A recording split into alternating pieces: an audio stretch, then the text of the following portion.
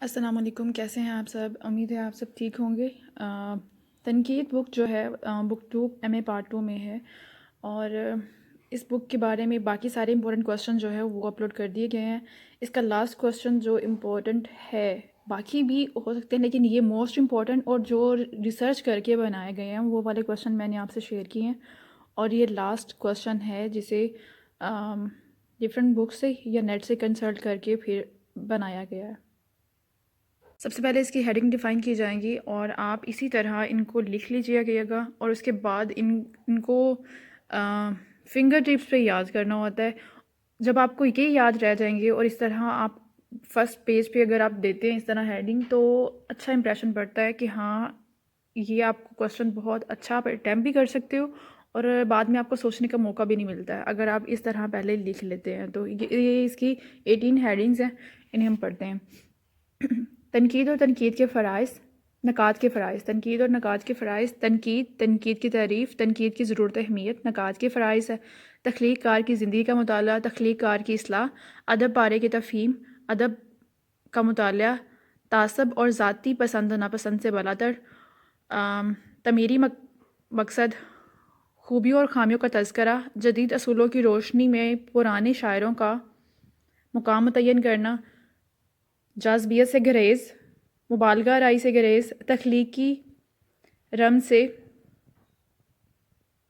سے واقفیت، علمی، ادبی اور معاشرتی قدروں سے آگاہی۔ کلیئر نہیں ہو رہا ہے۔ مختلف تنقیدی داستانوں کا مطالعہ، سازگار فضا تیار کرنا۔ یہ سارے اس کے پوائنٹ ہیں۔ سب سے پہلے دیکھتے ہیں تنقید اور نکات کے فرائض۔ تنقید کیا ہے اس میں؟ تنقید اور شعر و ادب کا آپس میں اتنا گہرا رشتہ ہے کہ ایک کے بغیر دوسرے کا تصور بھی نہیں کیا جا سکتا۔ پہلے ادب وجود میں آتا ہے، پھر اس سے پرکھنے کے لیے تنقید۔ یوں سمجھ لیجئے کہ پہلے شاعر شعر کہتا ہے، افسانہ نگار افسانہ لکھتا ہے، پھر قاری پڑھنے والا اسے پڑھتا ہے، اور ان پڑھنے والوں میں سے ایسے بھی ہوتے ہیں جن میں کسی فن پارے کو سمجھنے اور سراہنے کی زیادہ صلاحیت ہوتی ہے، اور غور و فکر کر کے اس کے معنی کو اوروں سے زیادہ اچھی طرح سمجھ لیتے ہیں۔ ان میں یہ لیاقت بھی ہوتی ہے کہ وہ جو کچھ انہوں نے سمجھا ہے اسے دوسروں کو بھی سمجھا سکیں۔ یہی تنقید نگار کہلاتے ہیں، اور شعر و ادب کے فروغ میں اہم رول ادا کرتے ہیں۔ تنقید کی تعریف۔ تنقید عربی زبان کا لفظ ہے جو نقد سے ماخوذ ہے۔ اس کے معنی کھرے اور کھوٹے کے ہیں۔ تمیز کرنا اور پرکھتا ہے۔ اچھے اور برے میں فرق کرنے کا نام تنقید ہے۔ ہر انسان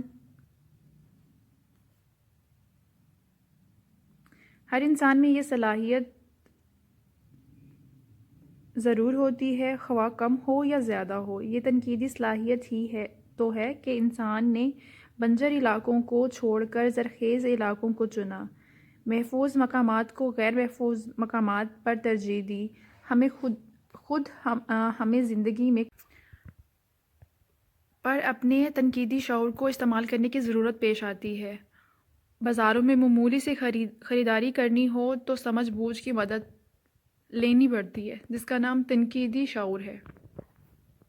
زندگی کے ہر شعبے کی طرح بلکہ اس سے زیادہ ادب کے لیے تنقید ضروری ہے۔ ایک افسانہ نگار قلم اٹھانے سے پہلے سوچتا ہے کہ کس موضوع پر لکھنا ہے، پلاٹ کیا ہوگا، کس قسم کے کردار موزوں ہوں گے، زبان کیسی ہونی چاہیے وغیرہ۔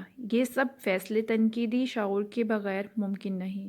بقول حالی شاعر ایک ایک لفظ کے لیے 70 کوے جھانکتا ہے۔ جب ایک فن تیار ہو جاتا ہے تو قاری اسے پڑھتا ہے، اپنی استعداد کے مطابق اسے سمجھنے کی کوشش کرتا ہے، اس کی خوبیوں اور خامیوں پر غور کرتا ہے، اور اس فن پارے کی قدر و قیمت متعین کرنے کی کوشش کرتا ہے۔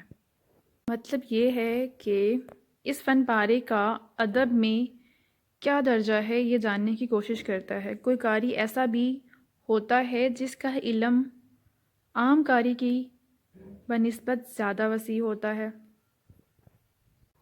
جس نے ادب کا زیادہ توجہ سے مطالعہ کر رکھا ہوتا ہے، جسے زبان بیان پر زیادہ قدرت حاصل ہوتی ہے اور وہ دلیلوں کے ساتھ اپنی پسند ناپسند کے اسباب بیان کر سکتا ہے۔ تنقید نگار مختلف زاویوں سے فن پارے کو دیکھتا اور پرکھتا ہے۔ وہ فنکار کے ذہن میں اترنے کی کوشش کرتا ہے، فنکار کے عہد اور ماحول کا جائزہ لیتا ہے، فن پارے کے وجود میں آنے کے اسباب پر غور کرتا ہے، اس کے فنی محاسن کا پتہ لگاتا ہے۔ یہ سارے نکات کے فرائض ہوں گے۔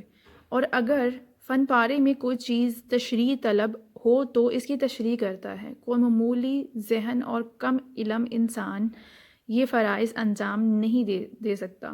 اسی لیے تو کہا گیا ہے کہ وہی تنقید نگار کامیاب ہوتا ہے جس کے ایک ذہن میں بہت سے ذہنوں کی صلاحیت جمع ہو گئی ہو۔ سب سے ضروری بات یہ ہے کہ وہ غیر جانبدار ہو، کھلے دل سے فن پارے کو پرکھے اور دو ٹوک رائے دے۔ بقول اے ریچرڈز، تنقید کا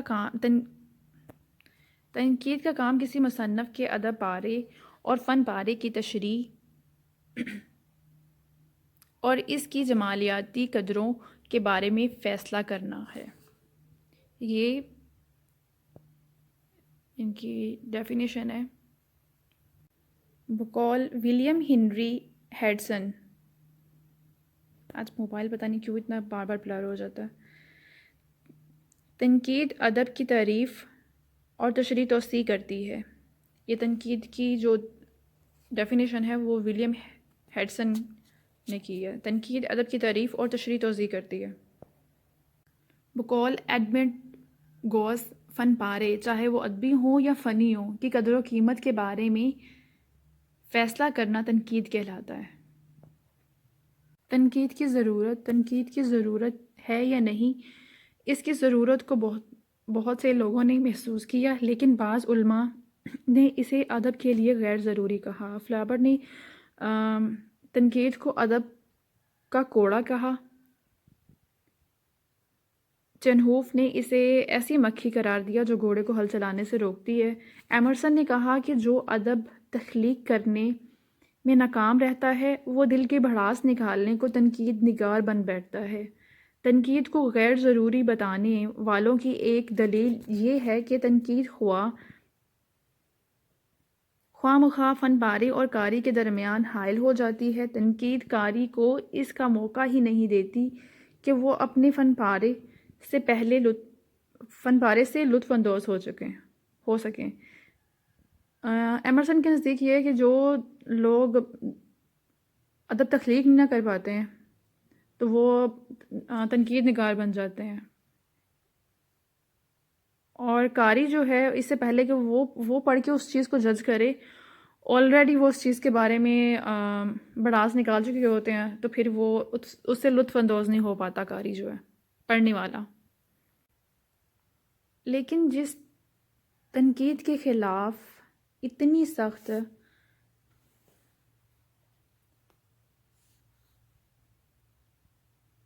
سخت رائے دی گئی وہ دراصل تنقید نہیں تنقیص ہے، صرف نقص نکالنے کا کام کرتی ہے، صرف کیڑے نکالتی ہے، محض نکتہ چینی کرتی ہے۔ اس کو کیا کہتے ہیں؟ تنقیص، نقص نکالنا۔ تنقید جو ہوتا ہے وہ اس میں اچھے اور برے پہلو دونوں کے بارے میں ڈسکشن ہوتی ہے، لیکن سنجیدہ اور منصفانہ تنقید ادب کے فروغ میں مدد کرتی ہے، ادب کے مشکل حصوں کی تشریح کرتی ہے، قارئین میں ادب کا ذوق پیدا کرتی ہے۔ رچرڈسن کا کہنا ہے کہ تنقید نگار ادب کے ساتھ وہی کرتا ہے جو ایک ڈاکٹر جسم کے ساتھ کرتا ہے، یعنی کہ اس کا علاج کرتا ہے، جو اس کے ویک پوائنٹس ہوتے ہیں یا جو اس میں خامیاں ہوتی ہیں اس کو دور کرتا ہے، یا اس کے بارے میں تشریح وغیرہ کر کے اس کو ہائی لائٹ کرتا ہے۔ اب دیکھتے ہیں نکات کے فرائض کیا ہیں۔ اس میں نے پوائنٹس لکھے ہیں اور یہ پوائنٹس بہت ایزی ہیں، ان کو ڈیفائن آپ خود ڈیفائن کر سکتے ہیں، ماسٹر لیول پہ ہیں۔ نکات کے فرائض ہیں، تخلیق کار کی زندگی کا مطالعہ۔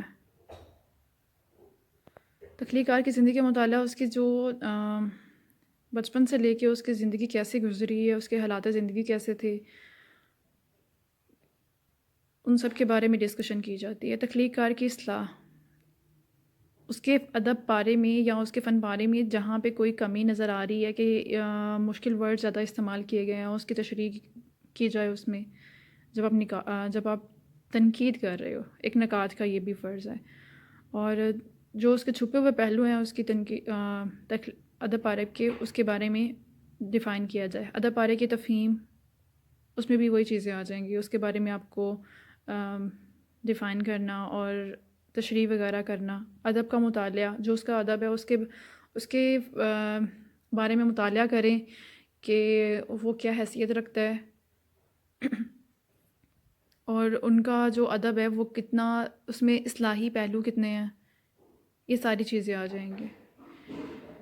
تعصب اور ذاتی پسند ناپسند سے براتر، اس میں نقاد کا یہ فرض ہوتا ہے کہ وہ اپنی ذاتی پسند اور ناپسند کو الگ رکھتے ہوئے یہ نہ دیکھے کہ اگر مجھے کوئی تخلیق کار پسند نہیں ہے تو اس کے بارے میں زیادہ نقص ہی نکالے، بلکہ اپنی پسند ناپسند کو سائڈ پہ رکھتے ہوئے اس کے اچھے پہلوؤں اور برے پہلوؤں کے بارے میں بتائے، اس کے حالات زندگی کے بارے میں۔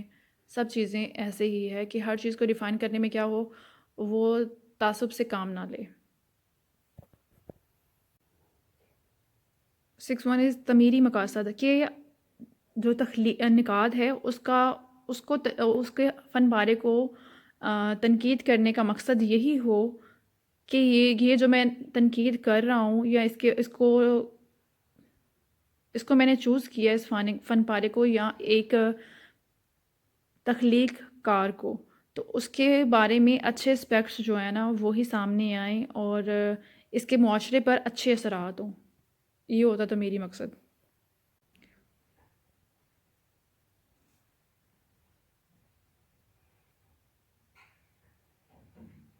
خوبیوں اور خامیوں کا تذکرہ، اس کے ساری خوبیوں اور خامیوں کا تذکرہ کیا جائے، یہ نہیں کہ صرف خامیوں پر ہی فوکس کیا جائے۔ جدید اصولوں کی روشنی میں پرانے شاعروں کا مقام متعین کرنا، کہ آپ جس فن پارے کو یا نقاد کو چن رہے، تنقید ادب کو لکھنے والے کو چن رہے ہیں، تو اس وقت میں اس کا کیا مقام تھا اور اس فن پارے کو کتنی مقبولیت حاصل تھی، وہ سب چیزیں بھی اس میں ڈسکس کی جائیں۔